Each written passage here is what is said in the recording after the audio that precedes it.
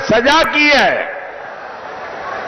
जो जेल काट रहा है, बीमारी के कारण घर आने का अवसर मिला है, उसके घर जाकर के बढ़िया बढ़िया खाना पका करके खाने की फुर्सत है, लेकिन राम लला के हाथ जाने की फुर्सत नहीं है।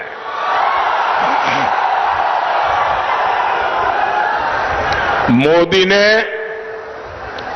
दशकों सदियों के मुद्दे खत्म किए हैं, समाधान दिए हैं। मोदी इन लोगों की तरह नहीं है जो गरीब के साथ विश्वासघात करे।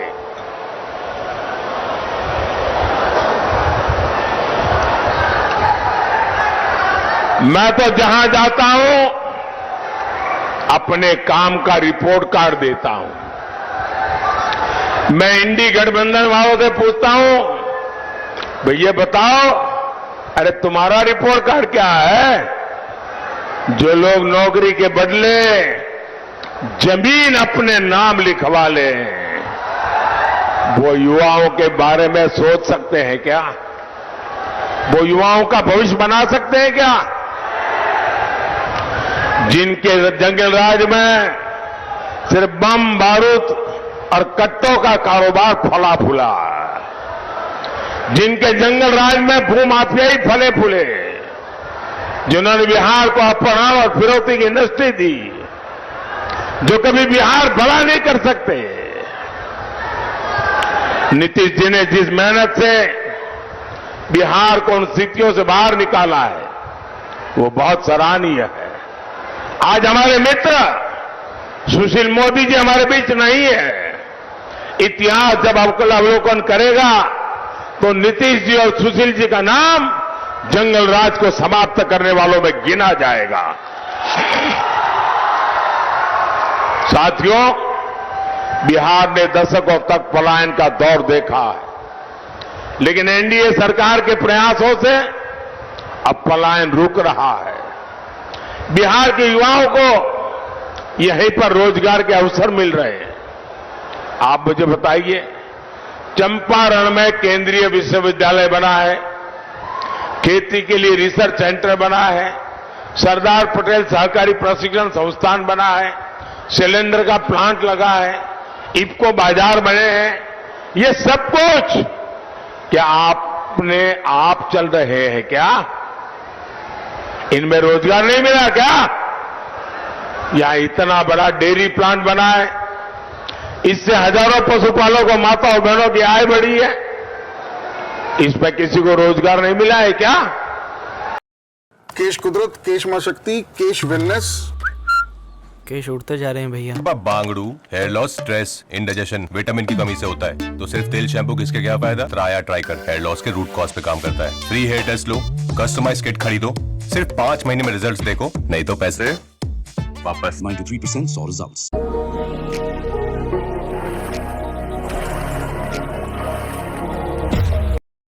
और संविधान पर दिन रात जोर जोर से झूठ बोलने का एक बड़ा अभियान चलाया है।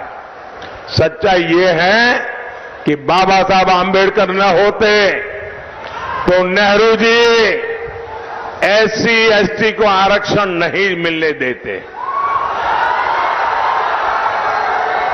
उन्होंने तो मुख्यमंत्रियों को चिट्ठी लिख करके विरोध किया था, नेहरू जी ने। नेहरू जी से लेकर राजीव गांधी तक इस परिवार के जितने प्रधानमंत्री हुए, सबने ओबीसी आरक्षण का विरोध किया। कांग्रेस ने गरीब, एससी, एसटी, ओबीसी, महिला का हर किसी को धोखा दिया। इसलिए आज सिर्फ एक ही वोट बैंक उनके पास बचा है। अब इस वोट बैंक को खुश करने के लिए एससी, एसटी, ओबीसी का आरक्षण धर्म के आधार पर आपसे छीन करके वोट जिहाद वालों को देना चाहते हैं। संविधान क्योंकि इसकी इजाजत नहीं देता, इसलिए ये संविधान बदलना चाहते हैं। साथियों, मोदी का ट्रैक रिकॉर्ड आपके सामने है। 10 साल में करीब करीब 400 संशोधनों का समर्थन हमारे साथ रहा है। मोदी ने इसका उपयोग गरीब, दलित, पिछड़े, वंचित उन्हें सशक्त करने के लिए किया है। एनडीए ने पहले दलित बेटे को और फिर हमारे देश की आदिवासी बेटी को संविधान का सर्वोच्च पद राष्ट्रपति पद पर बिठाया। हमारी सरकार है जिसने पिछड़ा वर्ग आयोग को संवैधानिक दर्जा दिया। पहले केंद्रीय विद्यालय, नवोविद्यालय और सैनिक स्कूलों में ओबीसी आरक्षण नहीं था। मोदी सरकार ने ये आरक्षण लागू किया। मेडिकल पढ़ाई में भी केंद्रीय कोटे में पहली बार ओबीसी आरक्षण हमने लागू किया। एससी, एसटी, ओबीसी का हित अगर कहीं सबसे ज्यादा सुरक्षित है तो बीजेपी में है, एनडीए में है। साथियों, सामाजिक न्याय की ऐसी हर गारंटी को पूरा करने के लिए आपको केंद्र में मोदी की मजबूत सरकार बनानी है।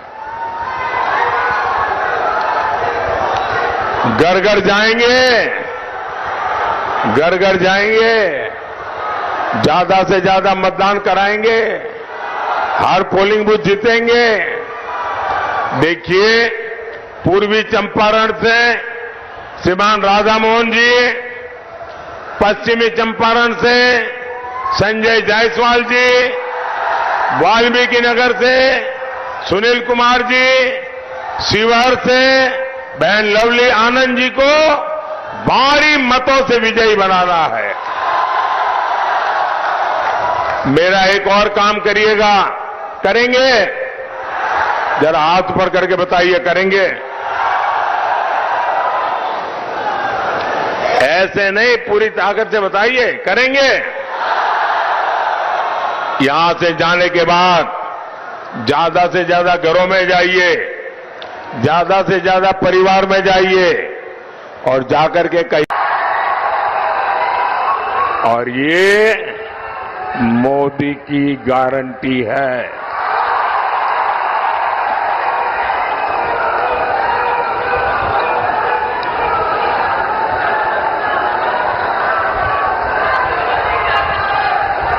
और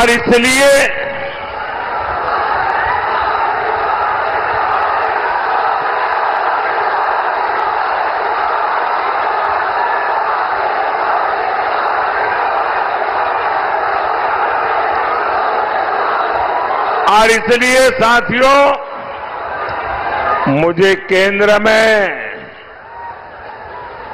एक बहुत मजबूत सरकार चाहिए।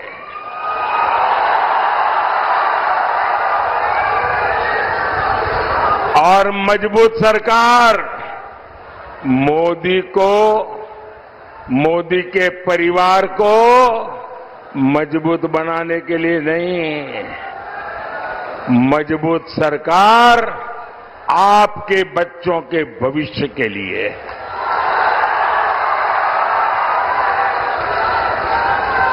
मजबूत सरकार आपके सपनों को पूरा करने के लिए। और इसलिए मैं आज पूज्य बापू की जन्म कि यहां कोई घूम घूम कर कह रहा है कि 4 जून के बाद मोदी को बेड रेस्ट होगा।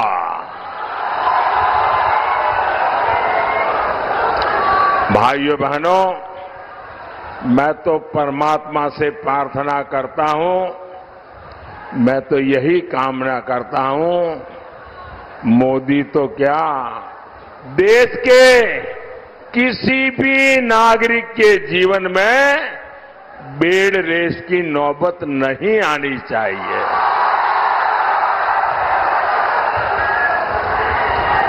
देश का हर नागरिक ऊर्जा से भरा हुआ हो, उत्सव भरी जिंदगी जीता हो,